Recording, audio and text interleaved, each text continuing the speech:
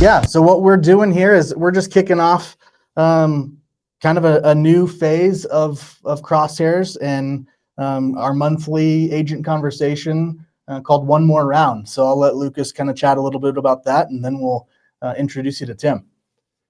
Yeah, thanks again, Tim. We're excited to do this. So just kind of a quick as Ben mentioned, kind of a quick intro to what One More Round is.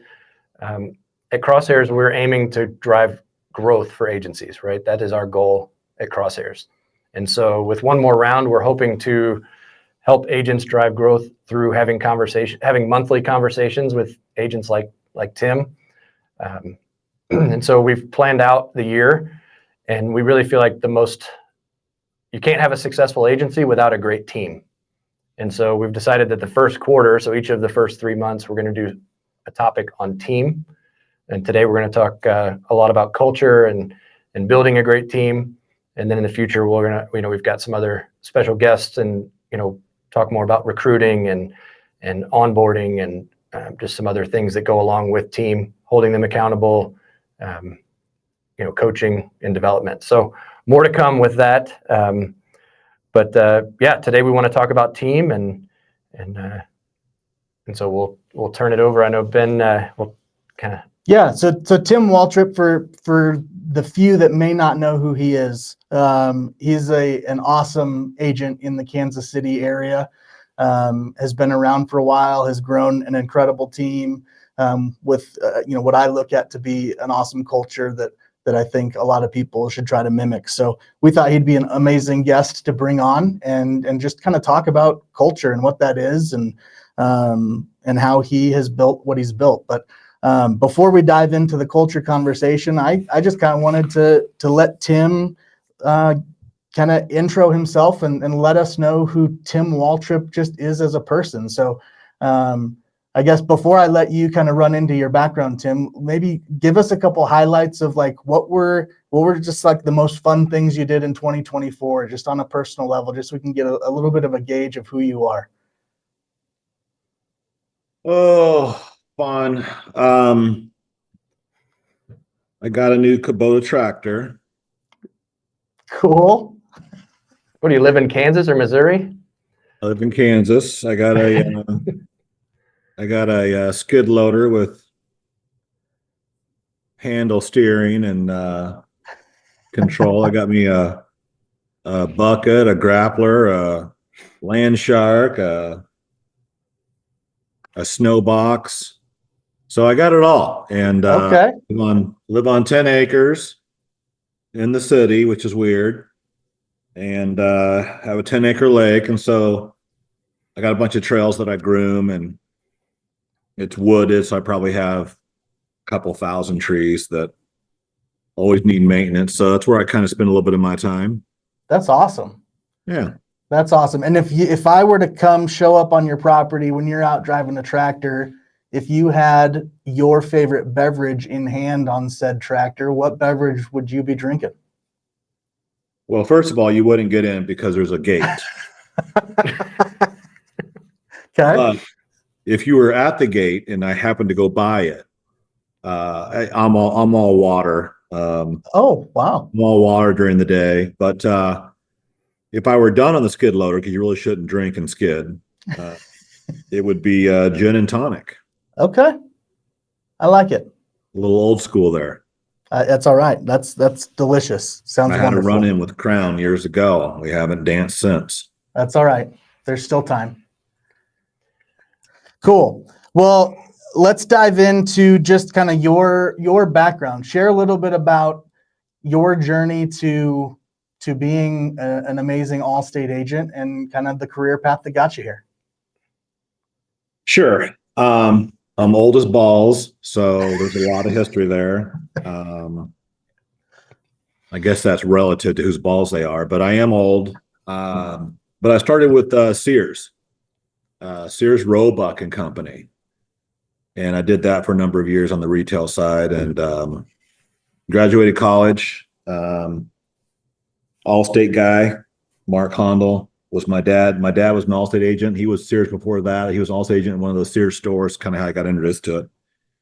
And then Allstate converted their contract because my dad was an employee agent, R830. And they converted the contract to an independent contract. And the guys, so I'm like, I'm an entrepreneur. I'm going to buy a restaurant. He's like, you don't want to do that. You want to come over here and work. I'm like, yeah, I can't be an employee with, smoke-filled rooms and filling out applications every day. It's too greasy. I don't want anything to do with it. And he's like, well, we just got a new contract. You'd be an independent contract. And he went through the whole thing. So I'm like, went out there and tried to find a few restaurants to buy.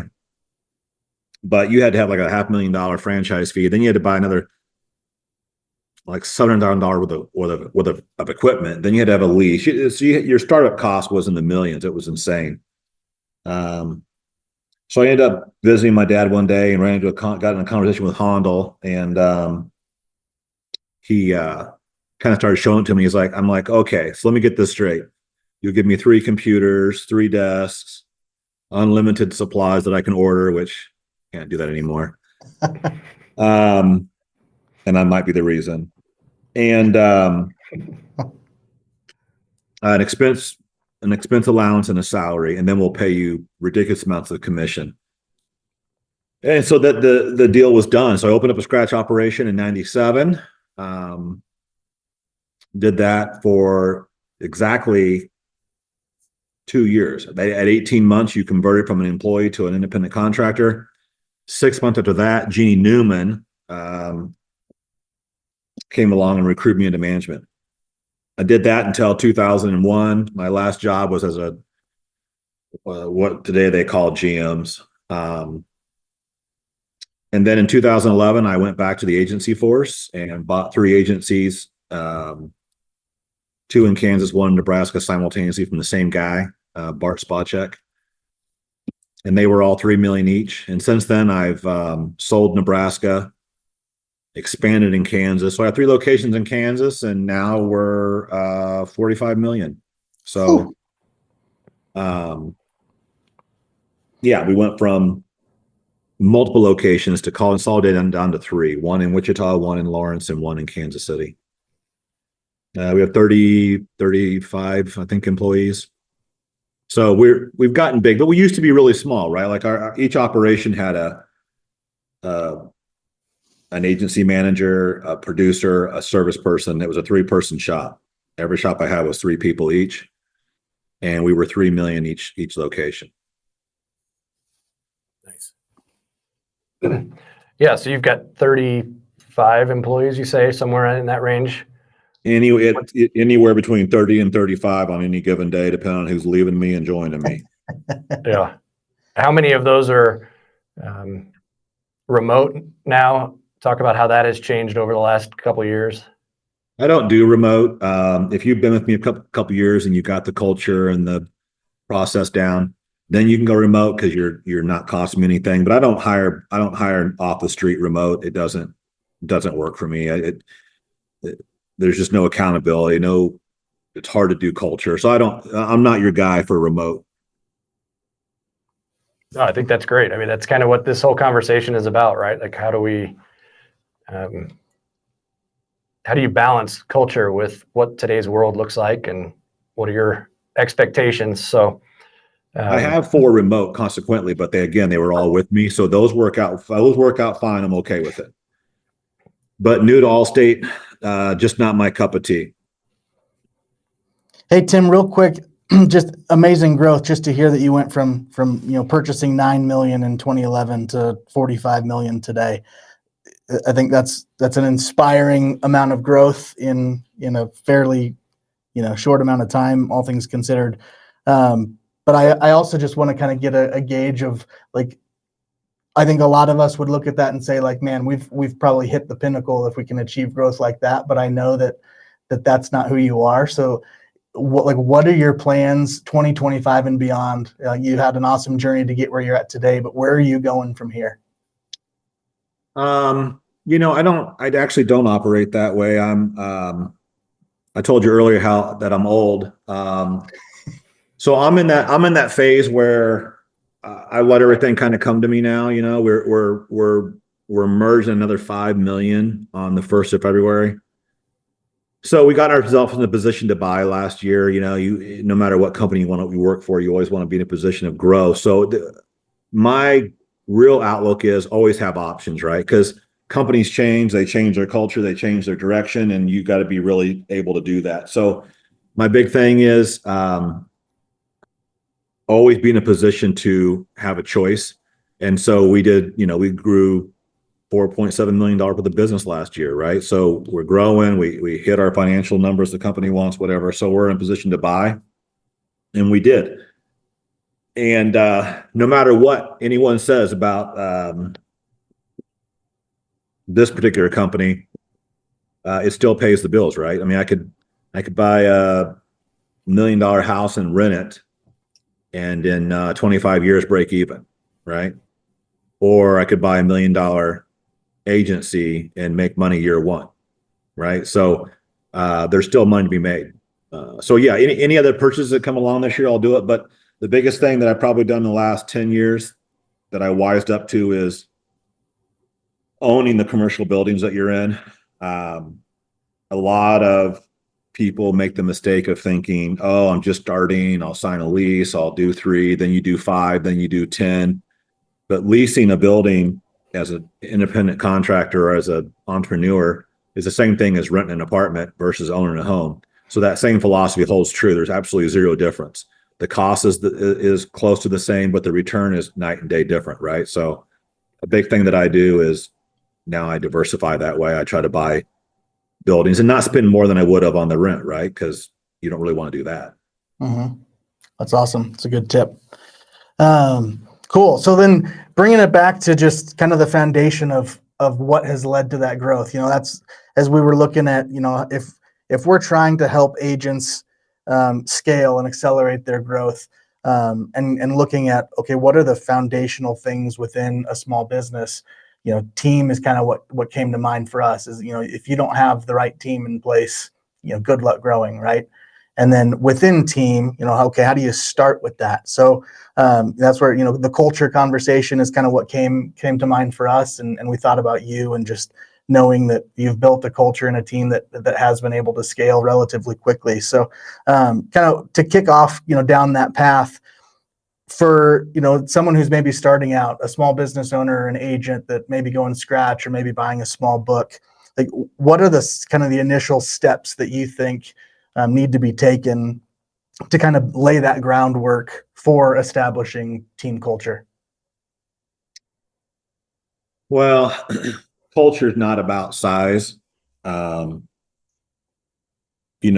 is about, attitude and heart. You can want to win as much as you can want to win, right? But I've had managers before that couldn't hold on to staff because it was their way or the highway. I'm like, you could never own an agency or anything actually, because you'd have no one to do the work, because you're a putz and you don't know how to lead or handle people, right? So my whole thing in management was always winning culture, right? And what I realized after coming back out to the field and working with folks that aren't paid 6 figures, so they're not going to do what you tell them to do necessarily. You're going to have to lead a little differently than just you're going to go do this. In order to have a winning culture, you have to have, or a winning set of numbers. You have to have a winning culture, right? So that's what we do. It's what's your culture look like from start to finish? So people are like, oh, culture is, I find out that, so-and-so likes to watch sports, so I buy on a big screen TV. Okay. But that's not really what it is. Really, it's about caring about your people, understanding what's going on with them, putting yourself in their shoes on a consistent basis. So you're like, oh, I'm a small business owner, I can't afford to have somebody out. So, Susie gets pregnant and that's a big detriment to me. So I resent Susie the whole time she's out, versus a handbook that says Susie can get paid for 12 weeks, right? You pay Susie for 12 weeks, and then when Susie comes back, she's going to be loyal for the next 12 years. Huge difference in the way you think, right? I put all my money into their comp, so I can't do medical benefits. Well, that's really not true. $300 in medical a month to a person means difference of whether or not they're happy at your office or not, because if they're not healthy at home, they're not going to be healthy at work. and you gave them $300 in cash, they might have spent it differently. But this way, at least they have medical insurance for their family, right? People that aren't getting their teeth done or going to the eye doctor, or so caring culture means you have to care about them and display the same attributes to that as you'd want them to do to your customers. So we have good benefits. When I say good benefits, we don't give it away, right? It took us years and years before we had an IRA that we offered. IRA meaning we matched 3% of what they put in.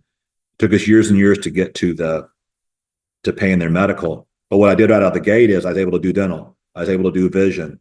I was able to give them PTO. What is PTO? That's just the time off, right? So those are things that you can get by. You can get by a couple of weeks without having someone there. So giving them everything I could afford early, right? And then enhance that over time. Having people to your house is a big deal to them, right? So I personally hate it, right? Because I don't like people. So having them in my personal space with an open invitation to stay, that's not necessarily my strong suit, but they love it, and so I do it, right? They want to see where you live. They want to be part of the deal, so whatever floats their boat. So we'll go to a Royals game. We'll go do that stupid breakout thing that people like, or throw axes. But doing things outside of work are really important to understand what's going on with their families, but always putting yourself in their shoes. Okay, what's the most important? So to me, I'm like, oh, my company pays me an annual bonus, so maybe I should do an annual. Well, no, the attention span is not for 12 months because they don't own the business. They don't care. So a caring culture makes you put yourself in their shoes. They're living check to check for the most part, right? So any incentives I do, the longest they last is a month, right? The shorter the incentive, the shorter the runway, the faster they're going to run. So a 1-day promotion is going to sometimes exceed a 1-week promotion, right? You got to strike that balance. And then, always being under construction. So if you're under construction as a leader, it gives them permission to be under construction because no one's ever arrived, right? You see plenty of people that are like, oh, they've arrived, and now it's it's rinse and repeat. You got Moses on the hillside with the commandments and do it this way or whatever, right? But always being under construction. So we're always referencing, reading, so the couple of things that I'm into right now is gapology. It's universal. It works for everybody. Why gapology? Because it teaches you a common language. It's never about the author. It's never about the 100% of the content, because you could always say, oh, I already knew that.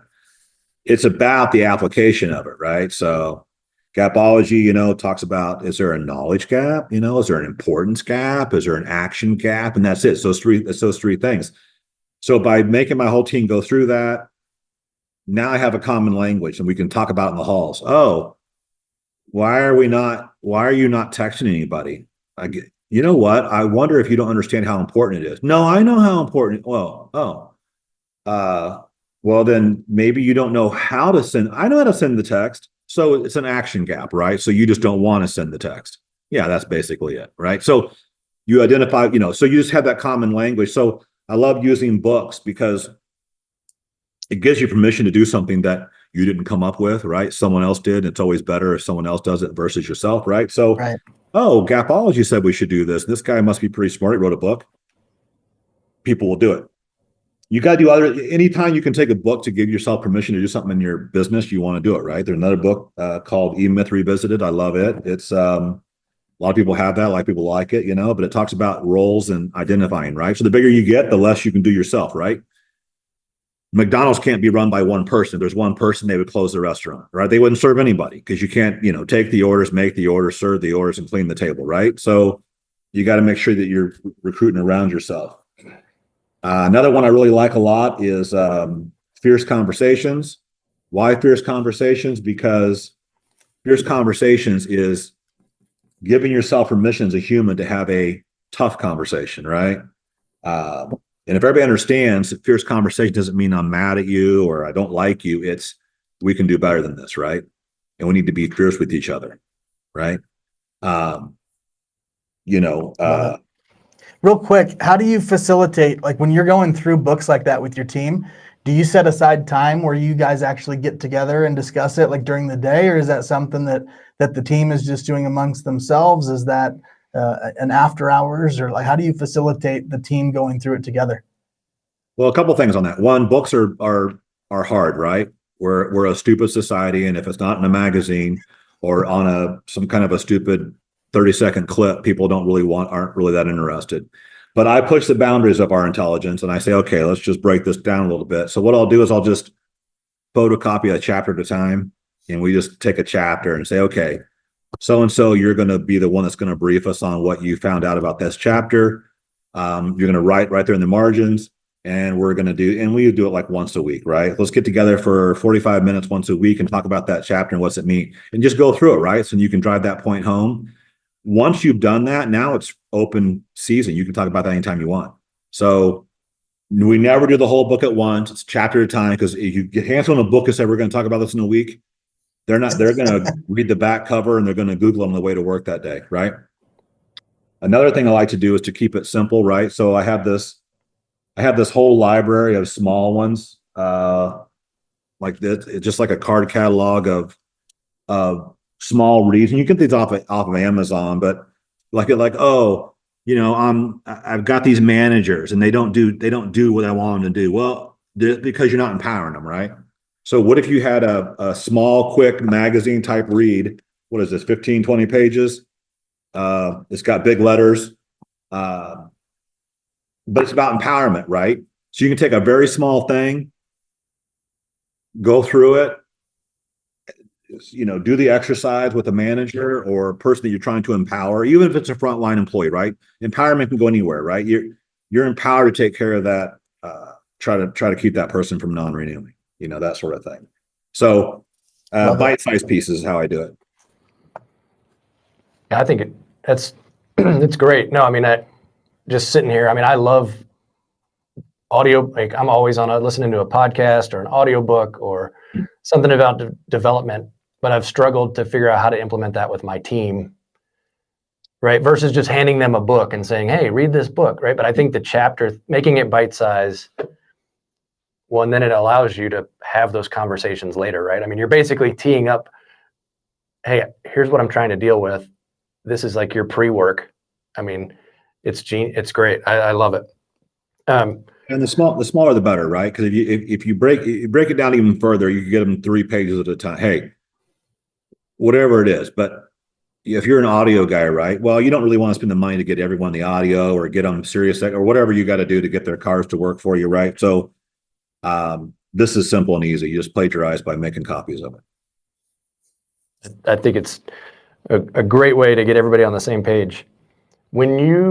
Just to back up a little bit, when you bring somebody on in the agency, and you're trying to set your sort of standards, your values of what you want that to look like, do you do a lot of that work, or do you empower your team to do some of that work as far as trying to set sort of the values or the standards that you expect? What does that look like? Well, let's get one thing straight. I don't do anything. And that's by design. My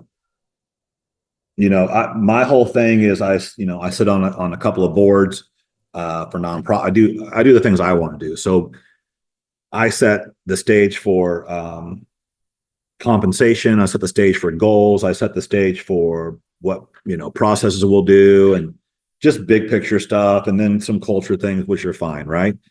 But the reason I say that is because it's not about what I do, and we don't have some grand speech. What we do is bring people in, and the way that I treat my managers is the way that I expect them to treat their employees, which is the way the employees I expect them to treat the customers, right? So we really just kind of do it by example.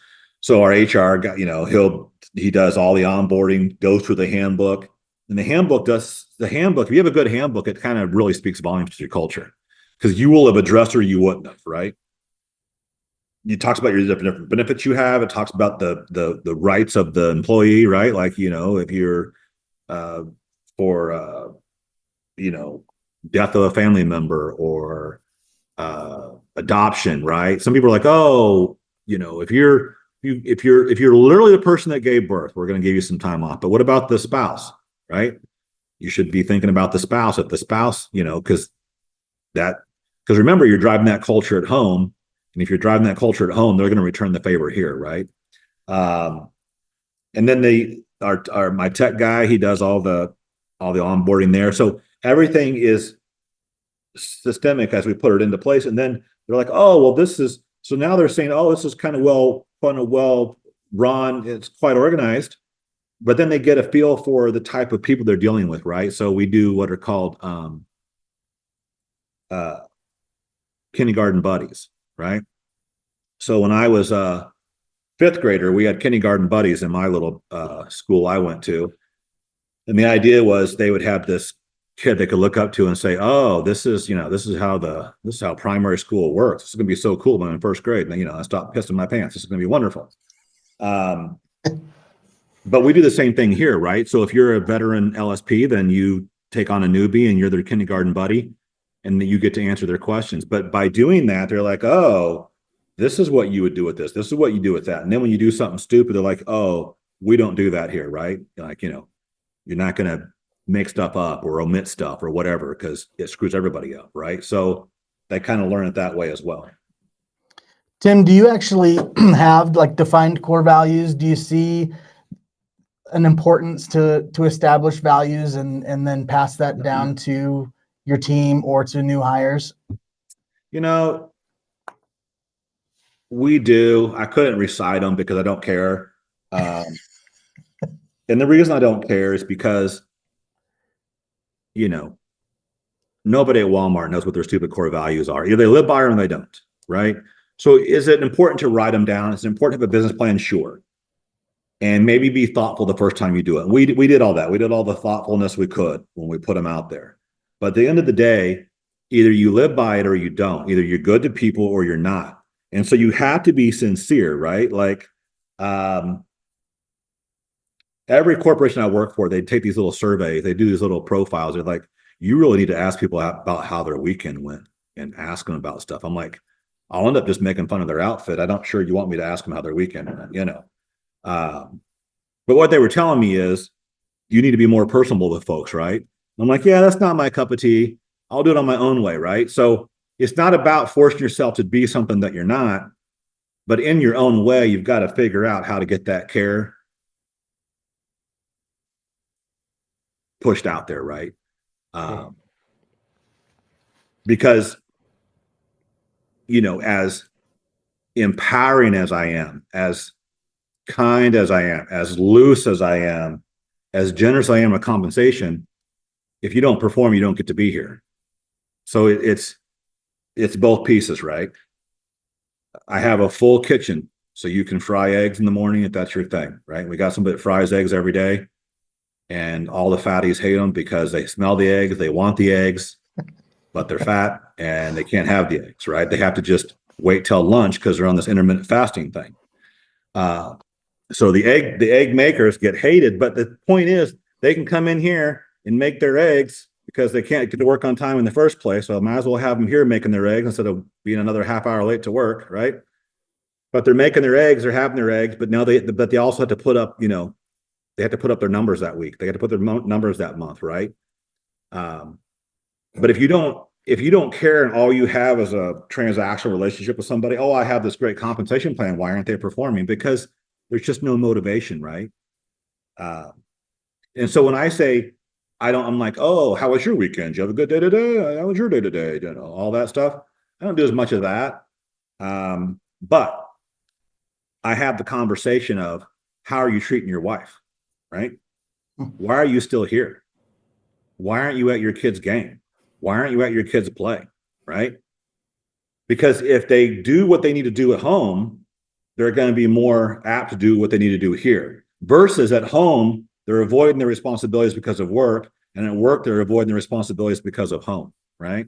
So how do you strike that balance where you're like, hey, let's get you to that basketball game, and let's go ahead and get that extra 5 items this month that we needed, right? Like, how do we do both things?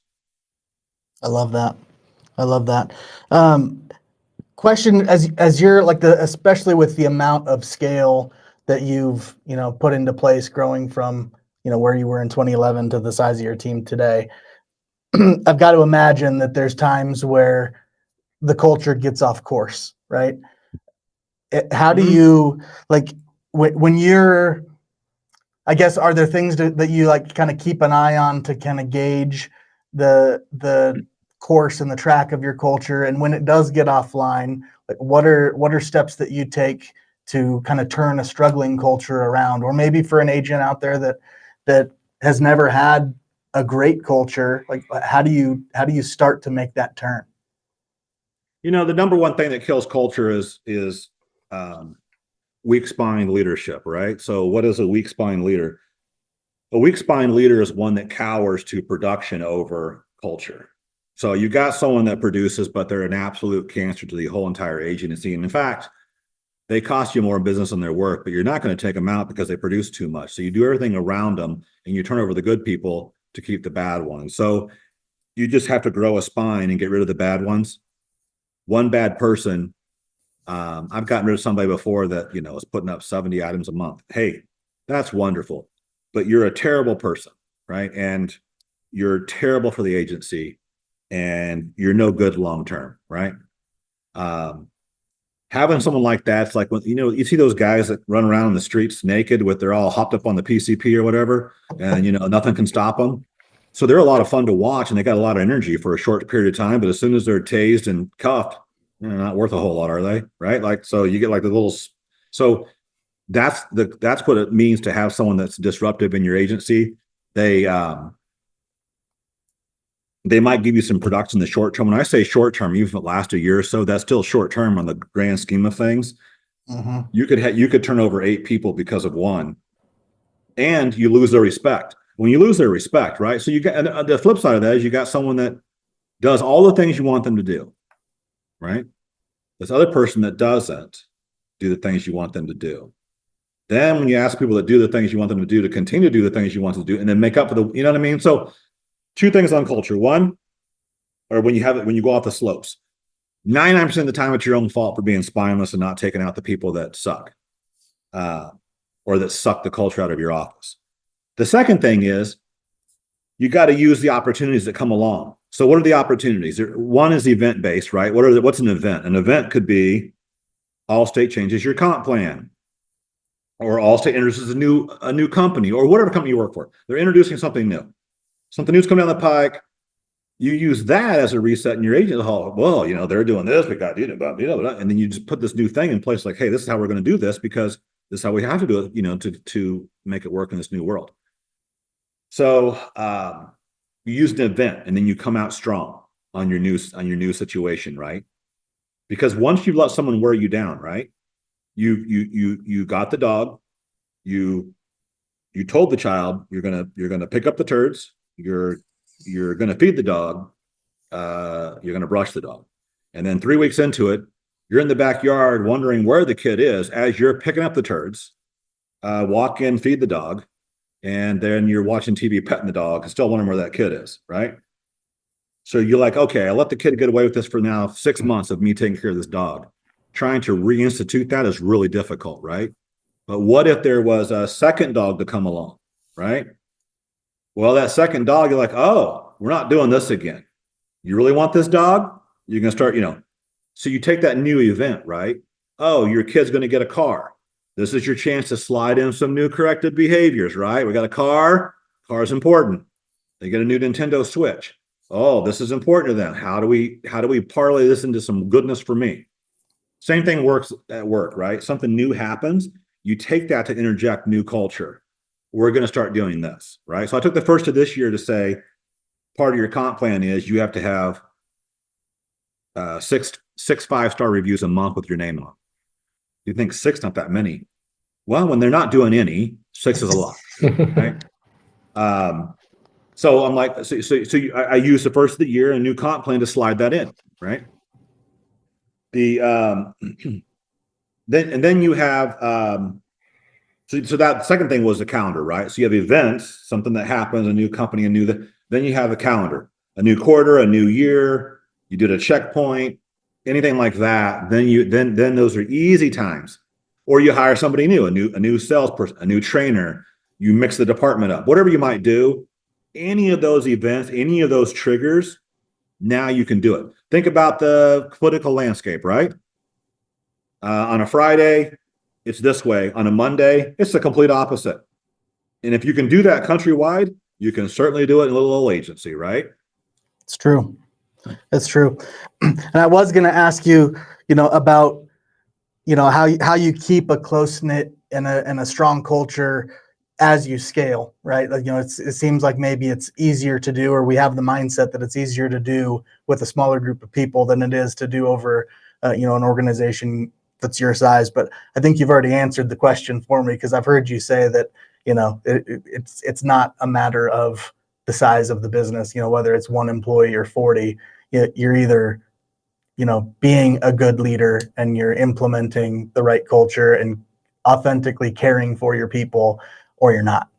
But you have to have the right ratio, right? So as you grow, the thing you have to do is either you have to hire people and empower them, or don't get big, right? You can't have it both ways. You can't be big and then be a spendthrift and not have any leadership. And if you do have leaders, they can't just be a bunch of moronic repeaters, right? Like, the biggest problem that people have hiring is either they have an entire service crew, so they write nothing, or they have an entire new business crew and save nothing, because they only recruit to their own personality.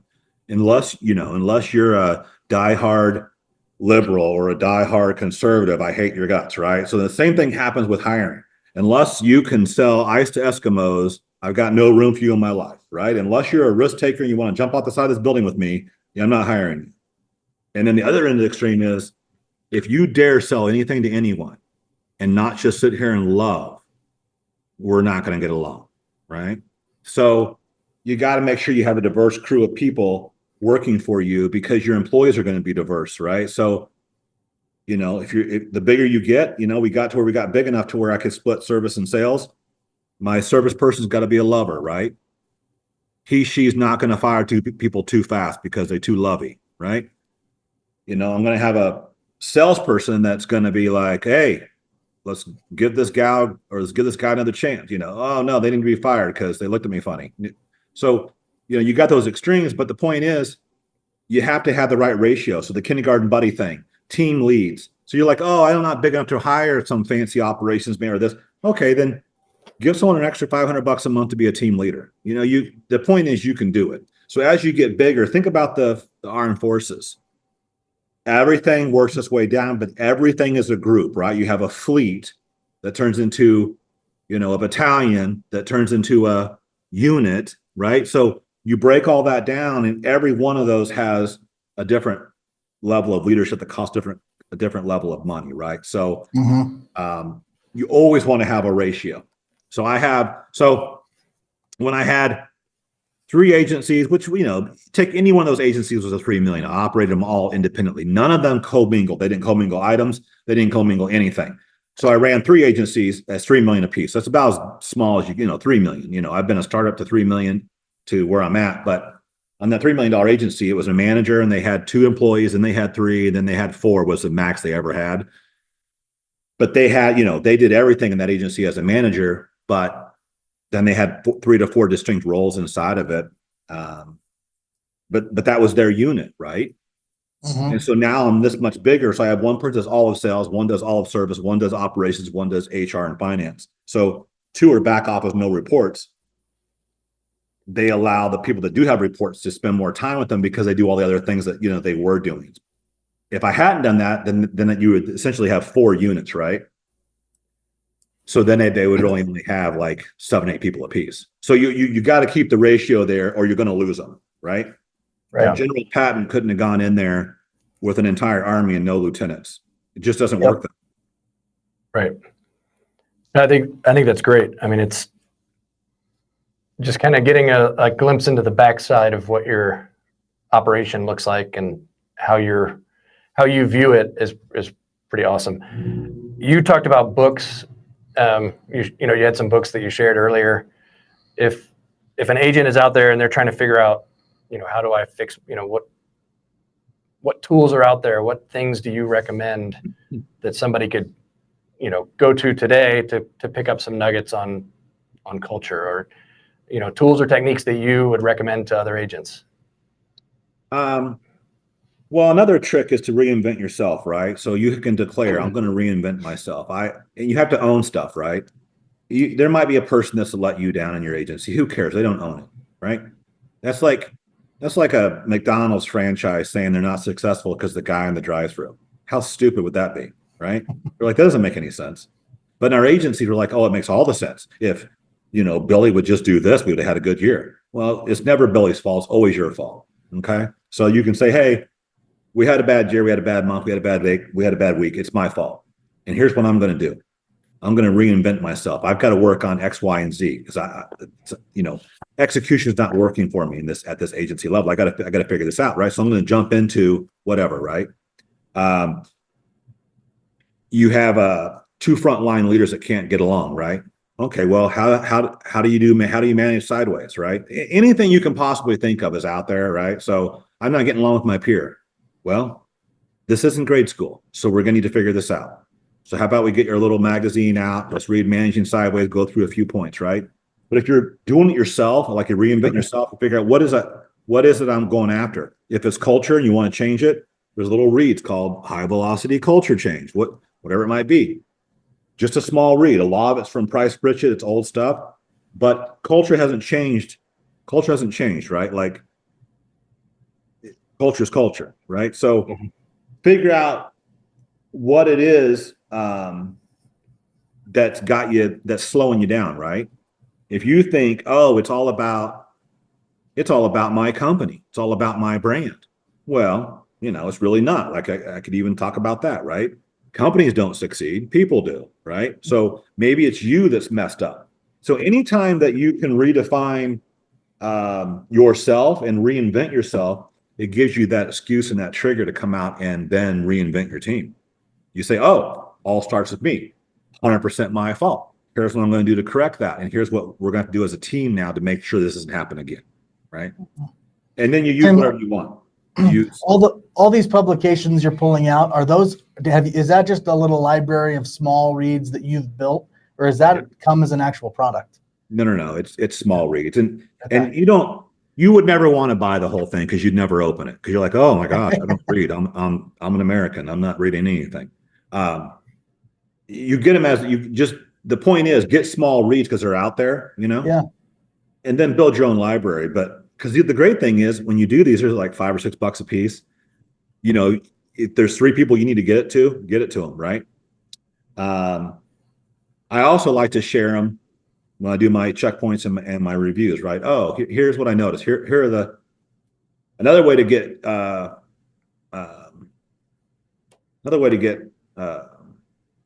change, if you will, is to do what I call a start stop or a stoplight model, right? So you can go through and say, hey, Ben, we're going to do a little stoplight exercise.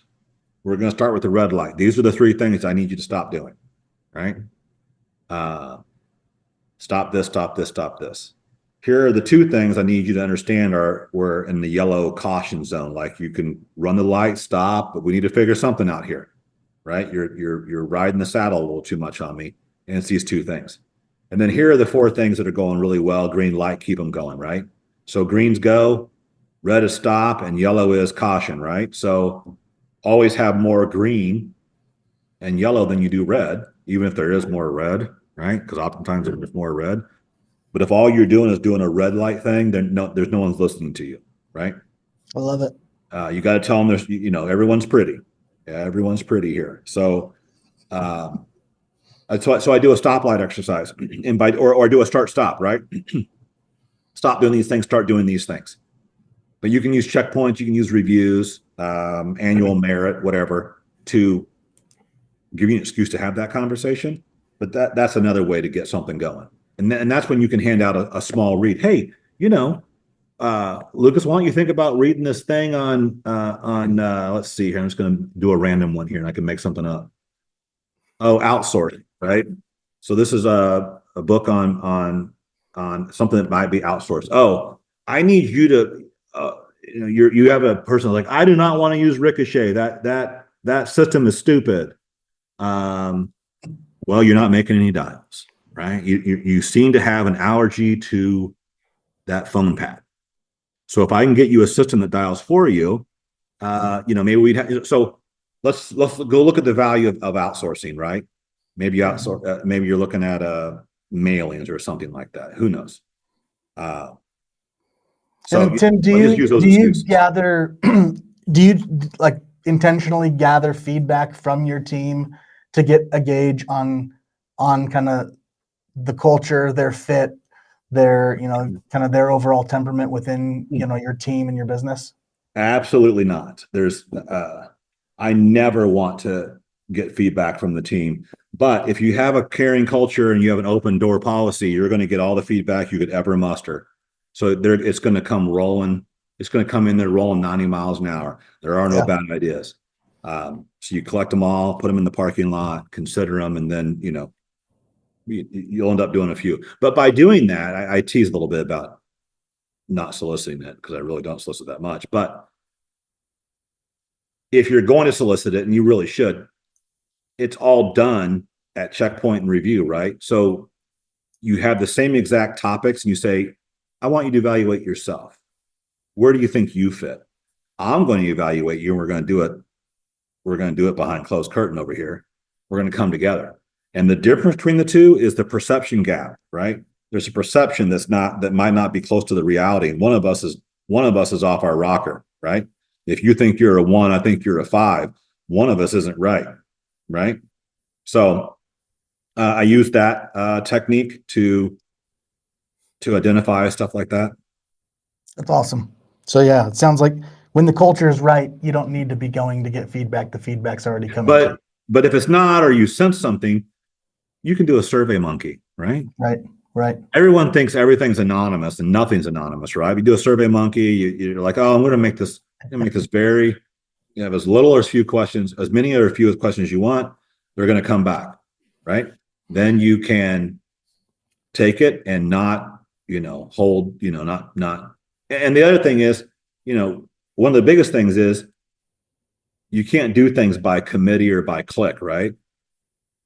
You can't talk about the whole crew with only one of the people, and you're not on the same page, and you're not the same stripes. When you do that, the rest of them are never going to say anything to you, and they can see it a mile away, right? So when you're always just hanging out with Johnny and only Johnny's opinion matters, you do everything Johnny says, Susie ain't never going to give you a thought because she knows all you care about is what Johnny thinks, right?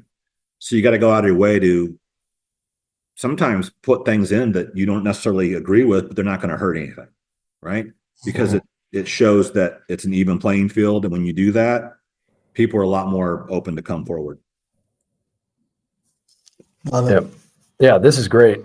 There's so many nuggets that I've written down over here. Selfishly, I'm just soaking in lots of information here and just trying to think about how I can implement it with my team. So I know that it's going to bring value to anybody who's either watching on this call or watches in the future. So Tim, I want to put you on the spot real quick, just as a recap of all of this, this has been awesome. Thank you for taking the time and sharing this with us. But if you could summarize your culture, or maybe a culture that any of us could strive to build, you're putting like 3 words as a short description of this is my culture. This is how, I would label it. What's those 3 words, or what's that statement that defines your culture? You can't have a winning culture without a caring culture, right? So that would be my statement. I stick by it. It is tried and true, and it'll stand the test of time. You want a winning culture, you have to have a caring culture, it's not a matter of the chicken or the egg. It's always caring culture comes first. Then you can have a winning culture. The only way you can have a winning culture without a caring culture is if you're a solo machine, right? So if you're a 1-person shop, you can do whatever the hell you want, right? But as soon as you have a second person in there, if you don't have a caring culture, you're not going to have a winning culture, right? And then I didn't really work this in earlier. I would leave you guys with this. The number one thing that you can do with a team to build morale, build camaraderie, and show that you care is to volunteer together.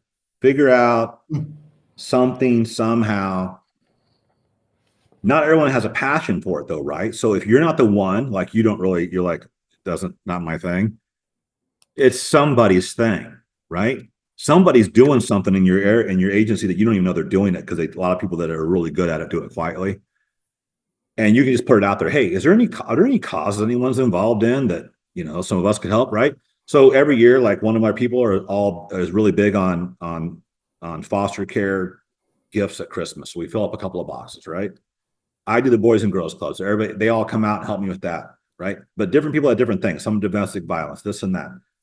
But figuring out something that you can go volunteer together on, because they like, oh, it's not just about the money with this guy. It's not just about winning with this guy. This guy, this gal, cares about their community, right? They care about unhoused people. They care about underserved communities, and that's a big deal. And the younger your employee pool, the more they care to know that you care, right? Like, people will sometimes stay with you and not leave, or not go to another $1 an hour somewhere else because of your volunteer work. They're like, okay, this is where I want to be because I genuinely have joy being here, right? People we've had to let go, they get emotional because they're like, I just love working here so much. Well, but you didn't work here. This was like a daycare. Like, if you would have worked here, you'd still be here. But they're like, they don't want to go. So, yeah. That's awesome. I think that he's checked all my boxes. Yeah, this has been great. This is awesome. We really, really appreciate you taking an hour out of your time and imparting your wisdom on us. I really sincerely mean that. This has been really, really cool. Really great. Yeah, my thank pleasure, you, gentlemen. Tim. You guys, best of luck. Great forum. Great way to share information. A lot of people will benefit from it. So Godspeed. Cool. Yeah. Thank you. Thank you, Tim. Have a great day. To everyone that joined, thank you for taking the time out. Again, this is our first of hopefully many. Brought to you by Crosshairs Marketing, and the intent is just to bring on great agents like Tim to just have agent conversations that will ultimately help accelerate all of our growth. So we'll look forward to next month getting back together. We'll do one more round. Cheers. Cheers, Tim. Thank you.